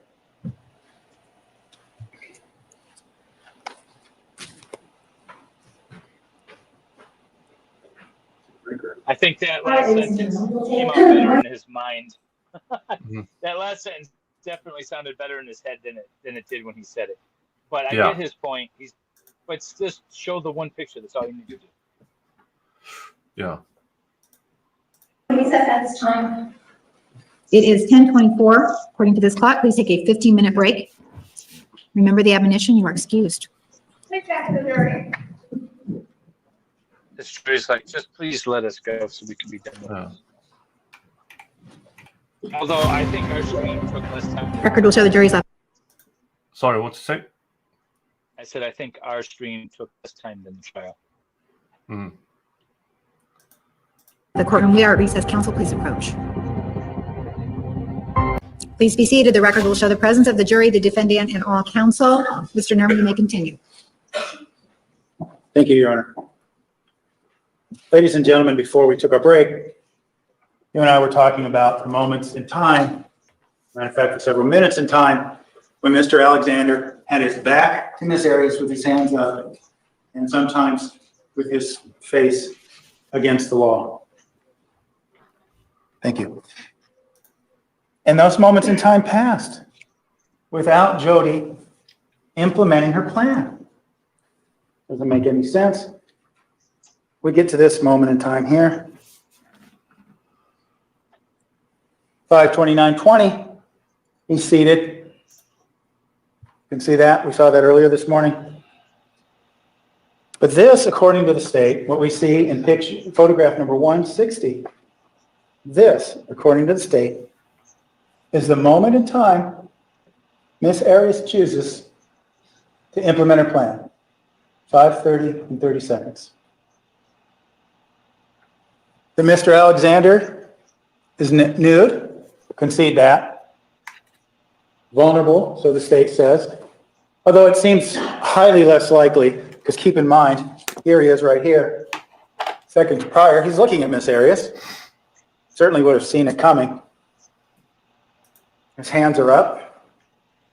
But it is at this moment in time, the state says, that Miss Arias decides to put her plan into motion. She's stolen the gun. She's dyed her hair. She's rented the car. She's altered the license plate. She's got her gas cans. Everything is built up to this moment in time. That's what the state wants you to believe, right? And remember, before we talk about this, the testimony of Dr. Horn. Now, certainly it varied, and we'll talk about that a little bit when we talk about lies and that spotlight of truth. But Dr. Horn says the wound to the vena cava came down to up. Down to up. So what we're to believe now then is that Jodi Arias, with all these chances in other moments in time, all these different chances when his back is turned and his defenses are down, that she somehow decides to get low to the ground and reach down and stab him. Stab him. Stab him. Doesn't that raise a question? Remember now, here's this big guy, strong guy, working out, getting ready for his trip to Cancun. Stab him. Jeez, you wouldn't think you'd stab someone unless you didn't have a gun. Wait, the state's theory, she did have a gun. She had a gun. Wait. So she chooses, and keep in mind now, and we'll talk about the change in story of the state's events, but keep in mind, the state went to great length throughout this trial to say, you betcha, no doubt about it, Jodi's a liar. She stabbed him first, and she stabbed him right there in the shower. Down to up. That's what happened. Apart from the logistics of that not making any sense, and you can judge for yourself how high off the ground Travis's chest is in that picture. Why don't you shoot? Why don't you shoot? You've got a gun. This is what you've done. You've stolen this gun. You've gotten to this point in time. Why don't you shoot? Doesn't make any sense. Under this theory of premeditation, none of this makes any sense whatsoever.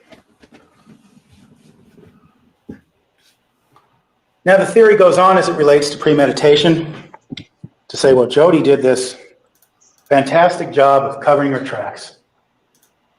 Tried to clean up the scene. She threw a little bit of water around. She drove up to Utah. Threw a little bit of water. She hung out with Ryan Burns. And she made... What? Did he say the state says that she tried to clean up the scene, threw a little bit of water on him, and then drove? That was just funny the way he said it. Threw a little bit of water on him. Made phone calls, and she sent text messages to Travis to try to make it look like she wasn't there. And then they go on to say, and we'll talk about the stories in a minute, but this story of self-defense, that's a great big lie, right? That's what they say. But if it's a great big lie, you think of that might be what you did. Or you might do something else way smarter than what Jodi did after this took place. She's planned this out, remember? A week or so in advance. She spent all this time on the road, all these hours thinking about this moment in time. And you're saying the smart girl doesn't think of what she's going to do afterwards? Smarter things? Yeah, it doesn't make any sense. And why, if it's this pre-planned murder, again, you stab, create this crime scene of chaos. We had a relationship of chaos and a crime scene of chaos. And there is a correlation there. And we'll talk about that later today. But let's think about that. It doesn't make any sense. None of it makes any sense as it relates to premeditation. Not a He's single going with the thing. Chewbacca defense. Well, now what we just spoke about is self-defense. Jodi Arias told you another version of events. You have an instruction on self-defense. I'm not going to read that to you, but I want to emphasize a particular portion of that to you as we go back through the history. Because the history is such that what Jodi Arias told you on June 4th, 2008 is a product of a lot of things that happened beforehand. And when you assess the self-defense claim, you assess it, and looking at page 13 of your jury instructions, if, at the very bottom, couple things. Looking at this burden of proof, the state has the burden of proving beyond a reasonable doubt that the defendant did not act with justification. If the state fails to carry their burden, then you must, it's not optional, must find the defendant not guilty of the charge. Now we begin at the last line of page 13. If there have been past acts of domestic violence against the defendant by the victim, the state of mind of a reasonable person shall be determined from the perspective of a reasonable person. This person right here, who has been who has been a victim of those past acts of domestic violence.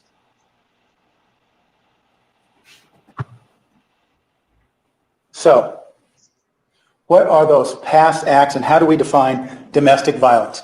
Because I think that kind of goes to the history of the relationship and the realities that were in Miss Arias's mind when she approached Mr. Alexander's home on June 4th. Domestic violence means any act that is an offense. Assault. We have an assault in this case. Was Jodi Arias the victim of an assault? Well, we heard several occasions where that took place, right? Well, we heard of at least 4 distinct occasions. We heard Miss Arias being thrown down and held down and not being allowed to leave a room. Actually, and that's unlawful imprisonment. Well, the problem with that example as of domestic violence is it was Jodi who said it happened. Well, yeah, I mean, there's not a lot of corroborating evidence that it happened. That's the problem with everything that Jodi says, is that the corroborating evidence seems to go in the other direction. Yeah. And that's Aside from an assault. true with everything. Double bonus for Mr. Alexander. Assault and unlawful imprisonment. 2 acts of domestic violence. Did he endanger her with these acts? Sure. Slapping her, kicking her, aggravated assault, kicking her, breaking her finger. Now remember. Yes, folks, Dave have a documentary about the Zachariah Anderson case in the works. And I suggest to be caught up with that. I have a playlist with the Zachariah Anderson case on my channel, or you can go to the Wrongful podcast and listen to their story. Because if you haven't heard about it before and wondering who's Zach, what happened, he's wrongfully convicted. He's currently serving more or less life in prison for something the state simply did. There was 0 actual evidence confirming anything the state alleged. But he was convicted anyway. Yeah, and I'm working on a documentary. I just put some clips on my Patreon. And that's what Nosy nice. Rosie's talking about. Yeah. Trying to get another one up, but my internet's There has been much made of this finger, right? When we talk about this aggravated assault, state says to you, my goodness, this didn't happen. This happened on June 4th. And we can tell it happened on June 4th because on May 15th, looking at Exhibit 452, that your, Miss Arias, your hand injury is invisible. So the state inquired. They said, see, you're a liar, Miss Arias. They even showed Exhibit 453, a hand hanging down. There's a close-up, say no visible signs of the injury. Again, the house of cards. Set it up, knock it down, call her a liar. It's what you got to do when you don't have evidence of premeditation. But keep in mind, you saw Jodi hold her finger up. You saw it broken. And you saw Miss Wilmot stand right next to Miss Arias. You saw that up close. And Miss Arias' hand draped over her. You saw that.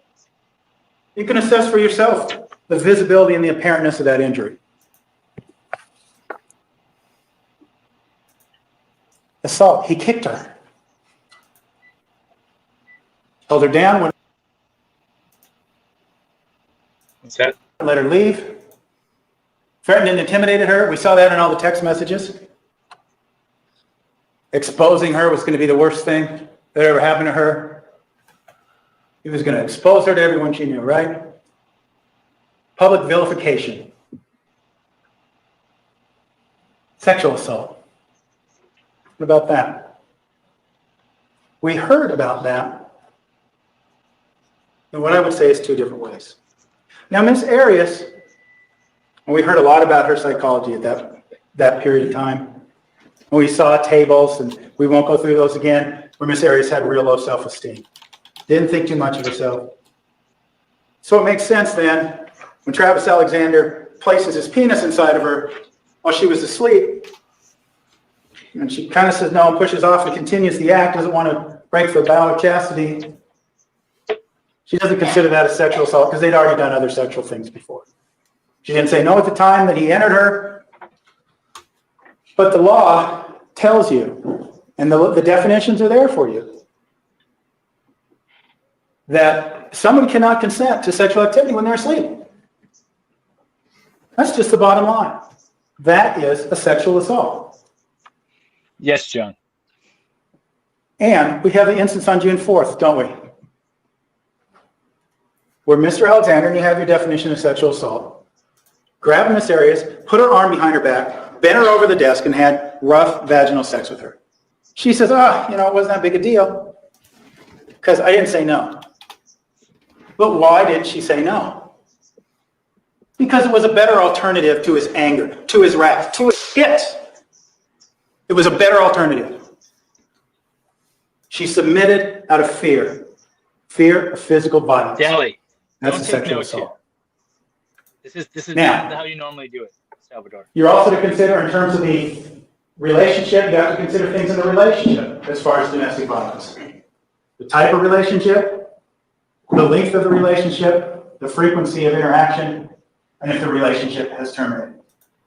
Type of relationship, regardless of whether they call themselves boyfriend or girlfriend or not, whether they use that distinction. The relationship is a sexual one, romantic one. Whatever label you want to use, it was that type of relationship that we're talking about here. Romantic or sexual.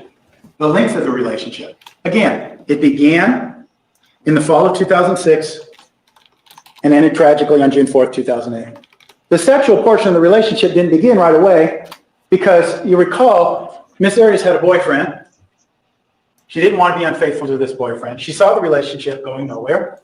She broke up. But of course, in between there, keep in mind, Mr. Alexander was bringing Mormon missionaries over to the home to talk to Miss Arias and to try to bring her into his church. And another way to do that, of course, in terms of we talk more about domestic violence relationships with Alice and Violet, but that's a way of pulling Miss Arias out of the relationship she was in. She was in a sexual and romantic relationship with Daryl Brewer. But if you start to begin to follow the tenets of Mormonship, you have to metaphorically grab her and pull her away from that. And tell her she shouldn't be doing that before marriage. Of course, he redefines that later, but he pulls her away. And of course, as a Mormon girl, from what we know of Deanna Reed, you're not supposed to tell because that's a sin. He'd already done that once. He knows how to do it, and he knows that they'll keep the secret. The frequency of the interaction of this nearly 2-year relationship, pretty frequent. I mean, she was maybe his backup booty call. Maybe some days she was his first string booty call. Who knows? But there was this frequency of interaction, right? And if the relationship has terminated a length of time. Unfortunately, as I said before, it terminated on June 4th. It never terminated before that. Not really. Because even when she moved back to Wairika, they still talked. They still had phone sex. They still chatted. They still did instant messages. They still did text messages. They did all sorts of things. So when Miss Arias goes to Travis's home on June 4th, 2008. She does so, going back to what I started out this morning, with an element of fear, with some lies being attacked, and we'll talk about those a little while longer because, again, that spotlight of truth. Keep in mind this relationship, and sometimes lies bleed into dirty little secrets, don't they? Was a dirty little secret. She goes there with fear. She goes there with the lies, the dirty little secrets. She goes there with an element of love for this man. Because let's face facts. And certainly one of the things that we talk about when we talk about premeditation is that she always loved this guy, and there's no evidence to the contrary. But she goes there. Fear, love, sex. Well, there was sex that day, right? All those elements. All the elements of the relationship with Travis Alexander and Jodi Arias that began with sex. That began when he gave her the Book of Mormon and wanted oral sex. It began on other occasions as well. It went overwhelmingly interwoven from Ehrenberg to the home of Chris and Sky Hughes, to Travis's home, to her home in Palm Desert. It's all a woven Would tale Jodi be in this position for which geography is join the irrelevant. Mormon Church? That's the question. Mm. If she never joined the Mormon Church, would she be a free woman right now? I blame Mormonism for Jodi's plight. You're breaking up again, Dave. Oh, sorry. I said I blame Mormonism for Jodi's plight. And love, fear, sex, lies, and dirty little secrets is pervasive regardless of where we're at. Regardless of where we're at. So, Miss Arias tells you that on June 4th, she arrives at the home. We talked a little earlier today about how he was watching YouTube videos, how he went to sleep, how they woke up, how they had this sex. Hey, I know that channel.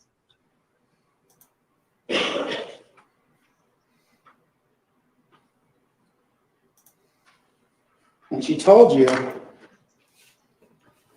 how his bedroom we've seen so many pictures of, but how his bedroom, what is seen in Exhibit 249, and bathroom, how that became a crime scene.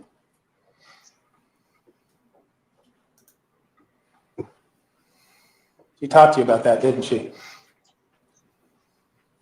Now, of course, Well, I think she was excommunicated from the LDS church. I was just going to say Salvador will know. I don't know. She stayed. Well, if Sal says he's going Mormon, we know. If Jodi is still Mormon. the state says she's a liar. That nothing happened the way she said it happened. But ladies and gentlemen, there is some elements of objective evidence that show you exactly that what she is saying is true.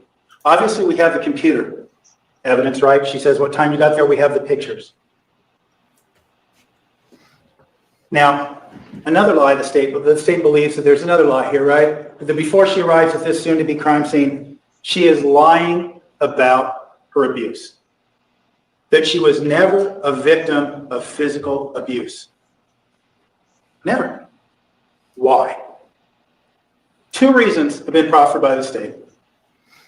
One, because she never wrote it in her journals. She did not say, "Dear diary, Travis smacked the crap out of me today." She didn't say that. She didn't say, "Dear diary, Travis ejaculated on my face today." She didn't say that.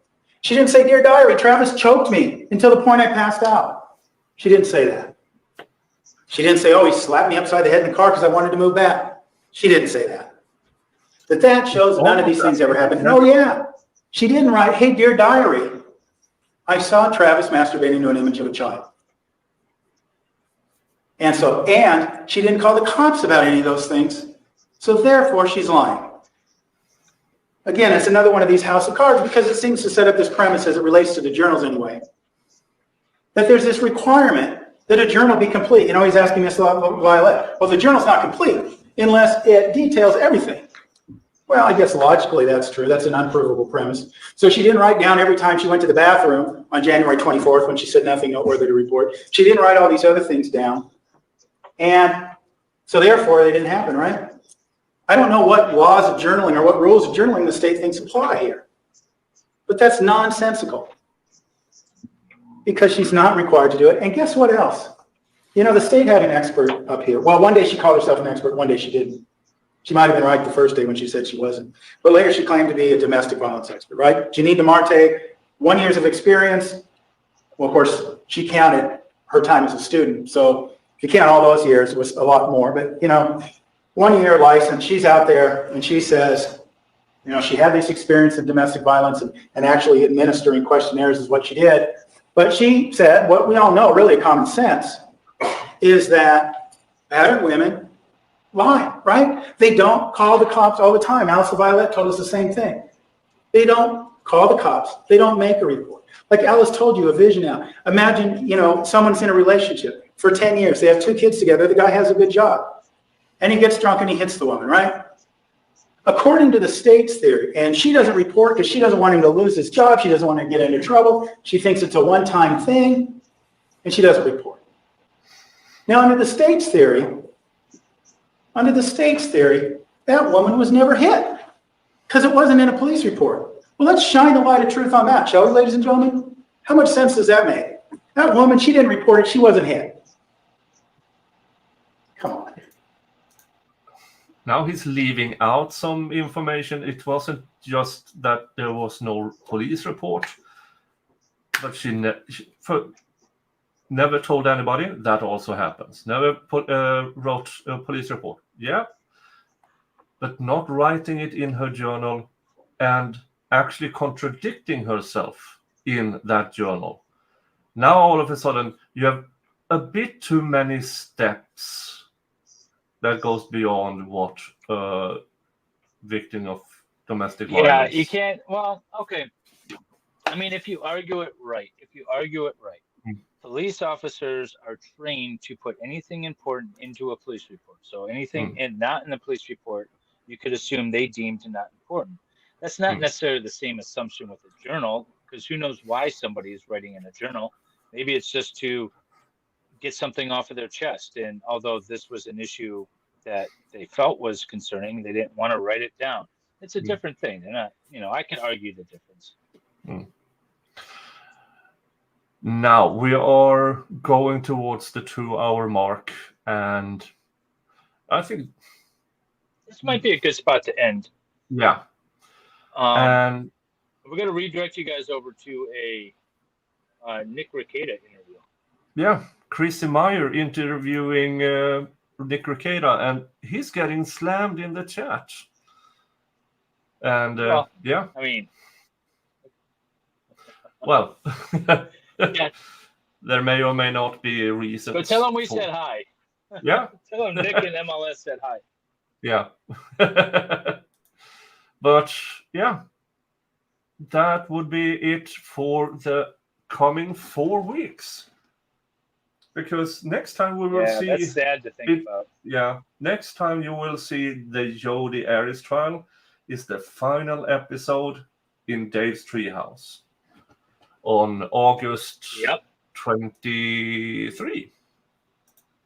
It's been sitting empty except for a computer and a couple of monitors for like weeks. And I feel like I've been neglecting it, and now I need to actually get to work on it. So Yeah.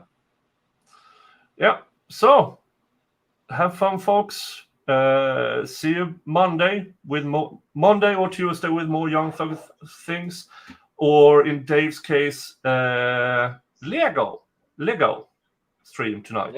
Lego tonight, 9 p.m. with Andrea Burkhart. Come ask her all kinds of questions you know she's not going to answer on her own streams. So be prepared to do that. Okay. See you later, folks. Bye-bye. Bye, guys.